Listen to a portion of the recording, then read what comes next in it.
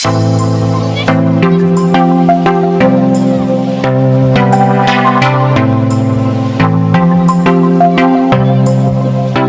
Guys, welcome back to my channel clarified learning. आज हम पढ़ने वाले हैं partial differential equation of second order and higher order. इस चैप्टर का नाम है और ये चैप्टर आज हम स्टार्ट करने वाले हैं। बेसिकली आज हम इसमें क्या करेंगे, फर्स्ट एक्सरसाइज का ही डिस्कशन करने वाले हैं और फर्स्ट एक्सरसाइज पूरा कंप्लीट करेंगे कि किस तरीके से क्वेश्चन फर्स्ट एक्सरसाइज का सॉल्व करना है और किस तरीके से एग्जाम में पूछे जाते हैं क्वेश्चंस।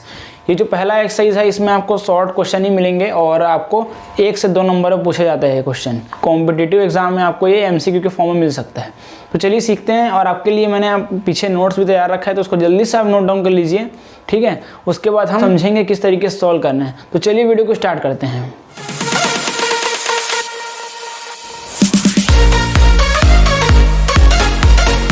तो गाइज, हमारा जो चैप्टर का नाम है partial differential equation of second order and higher order, इसमें आपको किस तरीके का क्वेश्चन देखने को मिलता है। इक्वेशन में आपके ये सारे वेरिएबल्स अवेलेबल रहेंगे, ठीक है।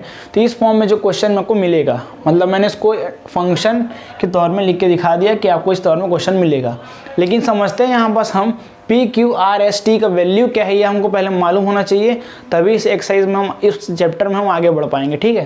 तो उससे पहले हम समझ लेते हैं P इज इक्वल टू, हम क्या बोलते हैं इसको, delta Z by delta x. इसको हम पार्शियल डिफरेंशिएशन बोलते हैं।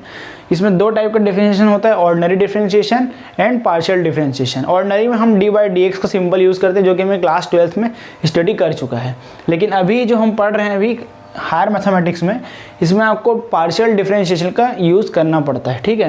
तो यहाँ पास हमारा P का वैल्यू हो जाएगा डेल्टा Z, मतलब Z यहाँ क्या है, कोई फंक्शन है, ठीक है। उसका हम डिफरेंशिएट कर रहे हैं पार्शियली डिफरेंशिएट कर रहे हैं विद रिस्पेक्ट टू x के रिस्पेक्ट में। तो Q is equal to delta Z by delta Y।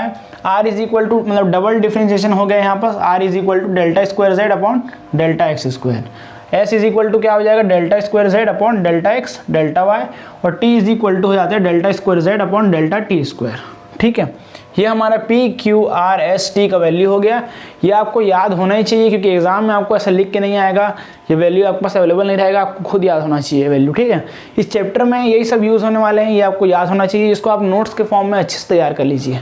तो इसमें उसके बाद हम जान लेते हैं कि इसका इक्वेशन किस तरीके से आएगा और किससे हमको कंपेयर करना है। देखो आपके पास मैंने क्या बताया आपको, फंक्शन में आपको किसका वैल्यू रहेगा, किस तरीके का वैल्यू अवेलेबल रहेगा, x y z p q r s t। इस फॉर्म में आपका क्वेश्चन अवेलेबल हो सकता है, ठीक है। लेकिन द इक्वेशन इज, मतलब आपका जो इस चैप्टर में इक्वेशन क्वेश्चन आपको इक्वेशन के फॉर्म में मिलेगा, ठीक है। तो इक्वेशन फॉर्म में मिलेगा, जो इक्वेशन रहेगा वो किस फॉर्म में रहेगा, capital AR plus 2BS plus CT plus function x y z, कुछ भी हो सकता है आगे कांस्टेंट में, ठीक है। ये हमारा हो गया इक्वेशन। उसके बाद क्या करना है, ये हमारा इक्वेशन है जिससे हम कंपेयर करेंगे क्वेश्चन को, मतलब हमारे पास जो क्वेश्चन अवेलेबल रहेगा उससे इसको हम कंपेयर करेंगे। फिर वहाँ पास R भी रहेगा, S भी रहेगा, क्वेश्चन में हमारे T भी रहेगा, वहाँ से कंपेयर करेंगे तो A का वैल्यू आ जाएगा, B का वैल्यू आ जाएगा और C का वैल्यू आ जाएगा, ठीक है। हमारे पास A B C का वैल्यू आ जाएगा। उसके बाद क्या करना है हमको, A lambda square 2BC, A B C का वैल्यू आ गया। जो हमारे पास जो हमारा A B C का वैल्यू आया है उसको हमको इस इक्वेशन में पुट करना है। किस इक्वेशन में, A lambda square plus 2B lambda plus C is equal to 0 में पुट करना सिंपल, ठीक है। लेकिन उतना हमको इस एक्सरसाइज में करने का जरूरत नहीं पड़ेगा। इसमें मेन जो है ये कंडीशन आपको याद होना चाहिए कि हाइपरबोलिक, पैराबोलिक और एलिप्टिक किस में होगा, ये आपको याद होना चाहिए, कि तभी आप एग्जाम में समझ पाएंगे। क्वेश्चन आपको पूछा जाएगा कि पैराबोलिक कौन सा है, हाइपरबोलिक कौन सा है, तो आपको याद होना चाहिए इक्वेशन, ठीक है। तो इसमें कुछ नहीं करना है हमको, ये मैंने आपको बता दिया, आपको मेन यहाँ तक याद होना चाहिए। मतलब टेक्निक जो है फर्स्ट एक्सरसाइज का वो कैसा रहेगा, मतलब 0 बड़ा हो जाए उसके सामने, जैसे -1 आ गया तो 0 बड़ा हो गया, ठीक है। यही चीज़ है। एलिप्टिक कब होगा, जब B स्क्वायर माइनस AC 0 से छोटा आ जाए वैल्यू, तब हमारा उसको एलिप्टिक होगा। ये 3 कंडीशन वेरी इंपॉर्टेंट है आज के लेक्चर के लिए, नोट डाउन करिए इसको, ठीक है। उसके बाद हम क्वेश्चन प्रैक्टिस करेंगे, क्वेश्चन देखेंगे कि किस तरीके से क्वेश्चन में अप्लाई करना है चीज़ को, और आज का लेक्चर कंप्लीट करते हैं। तो गाइज हमने क्या किया, यहाँ classification of linear PDE of second order है ये, या ना मैंने आपको क्लासिफिकेशन समझा दिया, ठीक है। इसको नोट डाउन कर लिया। अब क्वेश्चन करने की बारी आई है। तो क्वेश्चन में देखो हमारा हेडिंग किस तरीके से आएगा, classify the following partial differential equation. ये बहुत ही शॉर्ट क्वेश्चन है और वेरी इंपॉर्टेंट भी बोल सकते हो आप ये, ठीक है। तो किस तरीके से सॉल्व करना है उसको समझते हैं। तो पहले बस आपके पास क्वेश्चन इस तरीके से अवेलेबल रहेगा, delta square Z upon delta X square plus 2 delta square Z delta X delta Y. Chapter का नाम क्या है, सेकेंड ऑर्डर और एंड हायर ऑर्डर, मतलब हायर ऑर्डर भी आ सकता है। सेकेंड मतलब क्या हुआ, हमने अभी तक क्या डिफरेंशियल पार्शियल डिफरेंशियल में हमने अभी तक पढ़ा delta z by delta x, इतना सिंपल पढ़ा। लेकिन अब हम सेकेंड ऑर्डर में आ गए हैं तो ये भी अवेलेबल रहेगा, साथ ही साथ हमारे पास ये भी अवेलेबल रहेगा। सेकेंड ऑर्डर मतलब डबल डिफरेंशिएशन हो गया यहाँ पास, ठीक है। तो क्वेश्चन हमारा किस फॉर्म में, सेकेंड ऑर्डर के फॉर्म में है सारा, ठीक है। हमको यहाँ समझना है कि क्वेश्चन में क्या अवेलेबल है। तो इस इक्वेशन को हम किस फॉर्म में लिख सकते हैं, आपको मैंने वैल्यू बताया था कि r का वैल्यू क्या होता है, delta square Z upon delta X square. s का वैल्यू मैंने आपको बताया था डेल्टा स्क्वायर जेड अपॉन में डेल्टा एक्स डेल्टा वाई। और t का वैल्यू भी मैंने आपको बताया था क्या होता है, डेल्टा स्क्वायर जेड अपॉन में डेल्टा y का स्क्वायर है, ठीक है। यहाँ y का स्क्वायर है, ठीक है। इस तरीके से ये मैंने आपको बता के रखा है। तो यहाँ बस वैल्यू पुट करते हैं तो ये हो जाएगा r plus 2s plus 3t is equal to 0। ये इक्वेशन हो गया।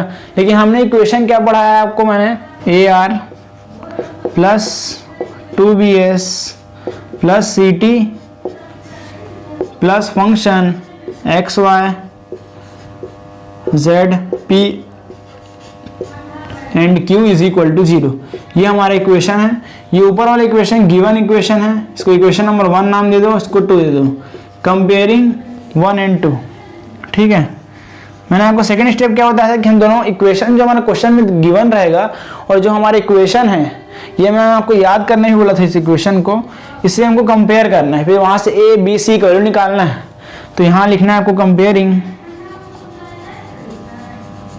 इक्वेशन 1 एंड 2, ठीक है। ये लिखा आपने। उसके बाद यहाँ से a का वैल्यू क्या है, यहाँ कुछ नहीं है मतलब 1, ठीक है। तो ये हमारा a का वैल्यू हो गया 1। फिर यहाँ बस 2 भी है, यहाँ से b का वैल्यू क्या आ गया, हमारा b का वैल्यू भी 1 आ रहा है।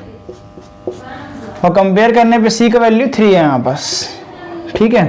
तो c का वैल्यू 3 हो गया और इसका वैल्यू 0, तो इसका लिखने की जरूरत ही नहीं है हमको, क्योंकि हमको किसका चाहिए, बी स्क्वायर माइनस ए सी बस चाहिए। तो हम वही निकालते हैं पहले।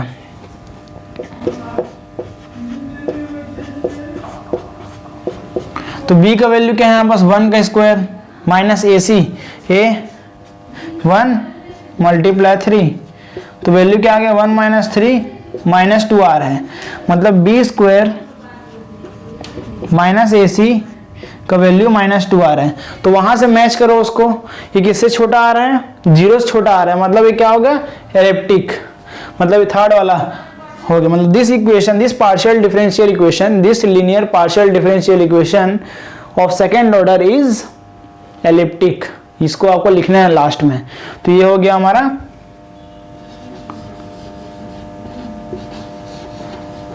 एलिप्टिक का कंडीशन।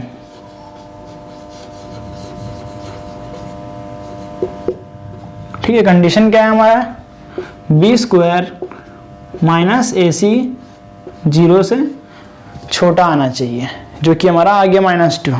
हमने फर्स्ट क्वेश्चन जिस तरीके से सॉल्व किया वो थोड़ा स्लो मेथड था, लेकिन अगर आप आगे बढ़ते जा रहे हैं उसके बाद क्या करना है, हमको स्पीड बढ़ाना है। अपना स्पीड बढ़ाने के लिए क्या करना है, डायरेक्ट क्वेश्चन इसको सॉल्व कर सकते हैं हम। तो सबसे पहले क्या करना पड़ेगा हमको, आपको ये याद होना चाहिए कि आर का वैल्यू है, क्योंकि आर का वैल्यू मैंने आपको ऑलरेडी बता के रखा है कि आर का वैल्यू होता है delta square Z upon delta X square. फिर एस का वैल्यू भी आपको बताया मैंने, डेल्टा स्क्वायर जेड अपॉन में डेल्टा एक्स डेल्टा वाई। फिर टी का वैल्यू मैंने आपको बता के रखा है डेल्टा स्क्वायर जेड अपॉन में डेल्टा टी स्क्वायर। ठीक है, डायरेक्ट वैल्यू पुट करते हैं यहाँ पर, तो हो जाएगा R plus S minus 2t is equal to 0। आपको कंपेयर किससे करना है, इसको हम इक्वेशन नंबर 1 ये गिवन है हमारे पास।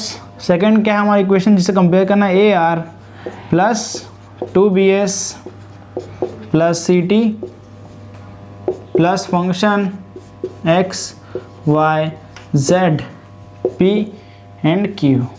ठीक है, इज इक्वल टू 0। इससे हमको कंपेयर करना है, हमारा इक्वेशन नंबर 2 हो गया। फिर क्या होगा, कंपेयरिंग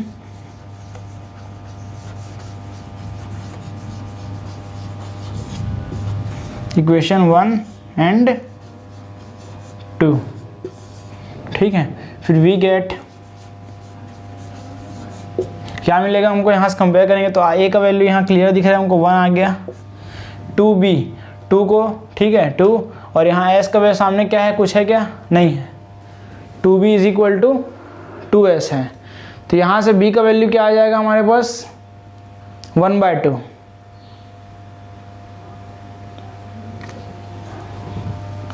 ये आपको यहाँ अगर समझ नहीं आएगा ना आपको तो ये कैसे करना है मैं बताता हूँ आपको।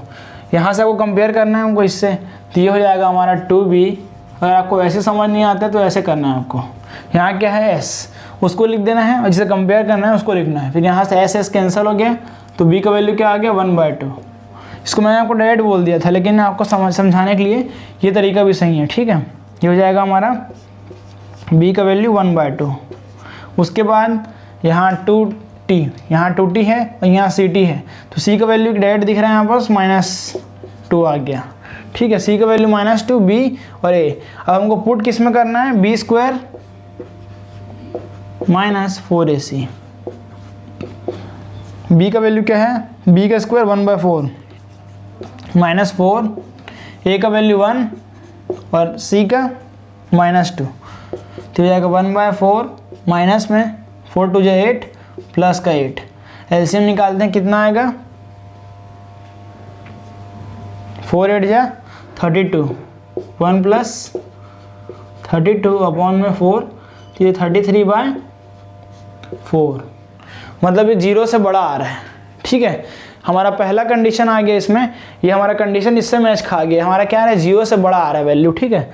तो 0 से बड़ा आ रहा है तो क्या हो जाएगा, ये hyperbolic, b² -ac is greater than 0, so it is hyperbolic। मतलब this linear partial differential equation of second order is hyperbolic, ठीक है। इसको आपको समझना, इस तरीके से क्वेश्चन में अप्लाई करना है, बहुत इजी है। अगर इसको देखा जाए तो आप अच्छे से नोट्स बनाइए। ये हमारा पहला एक्सरसाइज है, इसके आगे हम और में सीखेंगे, ठीक है। तो चलिए क्वेश्चन नंबर 3 देखते हैं। क्वेश्चन नंबर 3 में क्या है, ∆² z upon ∆x² plus 4 ∆² z upon ∆x ∆y plus 4 ∆² z upon ∆y² minus ∆z/∆x plus 2 ∆z/∆y is equal to 0। देखिए अगर आपको इसमें क्वेश्चन में पूछेगा classify the following partial difference, मतलब यहाँ क्लासीफाई बस करना है अगर आपको, तो आपको क्लासिफिकेशन याद होना चाहिए, ठीक है। तो यहाँ पर आपको ये जो देख रहे हैं P और Q, ये किसका वैल्यू है, P का वैल्यू है। यहाँ R S T मैंने लिख दिया है ऑलरेडी। यहाँ P का वैल्यू क्या हो जाएगा हमारा, हमको मालूम है ∆z/∆x, और Q का वैल्यू भी हमको मालूम है, Q का वैल्यू क्या है ∆z/∆y, ठीक है। तो यहाँ पर सब इक्वेशन फॉर्म करते हैं। पहले सबसे पहला काम, इसको हम R में कन्वर्ट करते हैं। R हो गया है +4, ये S का वैल्यू होता है +4t minus P plus 2Q is equal to 0। लेकिन हमको यहाँ इक्वेशन किससे कंपेयर करना है, इसको हम इक्वेशन नंबर 1 नाम देंगे। फिर सेकेंड इक्वेशन हमारा RAR plus 2BS plus CT plus function में PQX Y एंड Z, ठीक है, इज इक्वल टू 0। इसको हम इक्वेशन नंबर 2 नाम देंगे, ठीक है। तो हमको कंपेयर करना है इसमें, लेकिन ध्यान से देखो, अगर क्लासिफिकेशन आपको क्वेश्चन में निकालने बोलता है, आपको क्या चाहिए, बस A B C का वैल्यू निकालना है बस आपको, ठीक है। तो यहाँ से हम A B C का वैल्यू निकालते हैं। यहाँ कंपेयर करेंगे तो A का वैल्यू क्लियर दिख रहा है, कंपेयरिंग लिखना है आपको, कंपेयरिंग ऑन बोथ साइड या फिर कंपेयरिंग इक्वेशन 1 एंड 2। तो यहाँ मैं डायरेक्ट लिख रहा हूँ, A इज इक्वल टू 1 आ गया। फिर 2BS मैंने आपको सिखाया किस तरीके से कंपेयर करना है इसको, ये हो गया हमारा 2BS इज इक्वल टू क्या दिया यहाँ पर हमारे पास 4S, तो यहाँ S से S कैंसिल, 2 से 2 कैंसिल, तो B का वैल्यू क्या आएगा यहाँ से 2, तो B का वैल्यू 2 हो गया। अगर आपको जल्दी नहीं आ रहा है समझ तो आप उस तरीके से कर सकते हैं। और C का वैल्यू यहाँ डायरेक्ट दिख रहा है आपको 4, ठीक है। तो ABC आ गया। अब इक्वेशन में पुट करते हैं, B² minus AC is equal to B का वैल्यू क्या है 2, 4 माइनस ए का वैल्यू 1 और सी का भी 4, तो यहाँ 4 माइनस 4 क्या आ गया 0, मतलब B square minus A C is equal to 0 आ रहा है वैल्यू। इसका मतलब क्या हुआ, इक्वेशन इज पैराबोलिक, मतलब the partial differential equation, the linear partial differential equation of second order is parabolic, मतलब जो इक्वेशन है हमारा ये हमारा पैराबोलिक है, ठीक है। तो यहाँ आपको ब्रैकेट में लिखना है पैराबोलिक। तो इसी के साथ मैंने आपको तीनों क्वेश्चन करवा दिया, हाइपरबोलिक का भी करवा दिया, पैराबोलिक का करवा दिया और एलिप्टिक का करा दिया। तीनों का मैंने आपको क्वेश्चन करवा दिया है और आपको अब इतना ही सफिशिएंट है, इतना इस एक्सरसाइज के लिए इतना सफिशिएंट है। 3 क्वेश्चन अगर आप समझ गए कॉन्सेप्ट को तो आपको आसानी से हर क्वेश्चन बन जाएगा। तो अब हम अगले लेक्चर में अगले वीडियो में पढ़ेंगे और आगे का टॉपिक वेरी इंपॉर्टेंट होने वाला है, तो आप प्लीज़ आगे का लेक्चर जरूर देखें। चलिए इसी के साथ वीडियो को एंड करते हैं, मिलते हैं अगले लेक्चर में, तब तक के लिए जय हिंद, जय भारत, वंदे मातरम।